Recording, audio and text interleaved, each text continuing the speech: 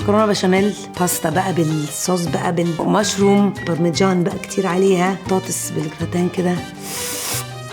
جوعتني جدا دلوقتي. انا علا رشدي، ممثله وبروديوسر وام لدوزي وميلا وكونتنت كريتور وحاجات تانية كتير، وده من اول بكره. النهارده مش هعمل اي حاجه من الحاجات دي، هعمل لكم ابل باي. يلا بينا. اول حاجه يا جماعه هنجيب تفاح، هنسلق ال5 تفاحات الخضر، واحنا بنسلق بقى هنحط مع التفاح ده ليمون وسكر. هنستنى تقريبا قد ايه؟ ده سؤال مهم جدا. 10 دقايق، ربع ساعه، حسب الحراره يعني. احنا ممكن نعلي الحراره فيغلي بسرعه. بتاع بدأ يغلي يا جماعه، فيعني ايه لازم بس نهدى شويه عشان ايه نعرف نركز. طيب يعني اطلعهم بقى خلاص صح؟ انا الاواني يعني مش لازم يبقوا يعني، ولا انتوا هتاكلوها؟ انتوا هتاكلوها. استنى، هنطلع بقى دلوقتي التفاح الاخضر من الحله السخنه. بتفرج على برامج طبيخ كتير جدا. نطلع التفاح بتاعنا، التفاح الاخضر بتاعنا في الطبق بتاعنا، وهنبدا واحده واحده نحط. ده ايه ده؟ انا عاوزه سكر تاني. معانا دلوقتي التفاح، هنحط عليه معلقتين سكر، وهنحط قرفه وشويه دقيق عشان يدي خلاص. ممكن بقى نقلب شويه كده. معانا بقى البايركس بتاعنا دلوقتي. هناخد الباف بيستري ده وهندور على طريقه ما يتحط جوه البايركس المدور وهو مربع.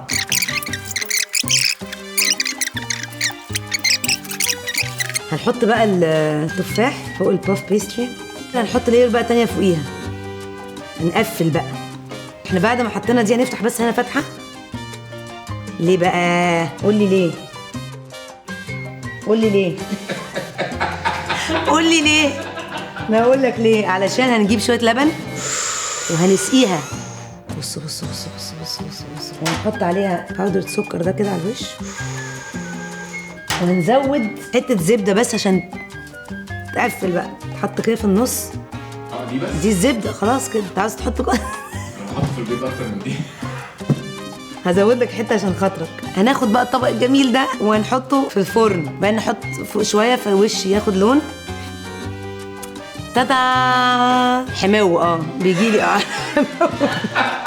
من الاسباب اللي انا بدات ادور على اكل يريح بطني، علشان معظم الاكل بيجيب حموضه. الحته دي بقى، الحته دي كده بالذات بقى ايه بقى بتاعت الاكل لما يعني بيبقى كابس بقى. ففي حاجات بقى بتسهل الموضوع ده وبتريحنا على طول في سريع يعني. وممكن نبص على الابل باي ونرجع لكم.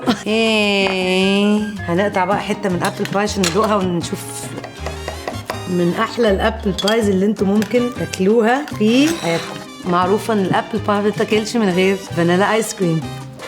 دلوقتي طبعا لازم انا ادوق الابل باي اللي انا عملتها. شفت حته كده. نحط عليه حته من دي. حلوه جدا. يلا يا جماعه يلا، كل واحد بقى ياخد حته. يلا بيجي لي حموضه.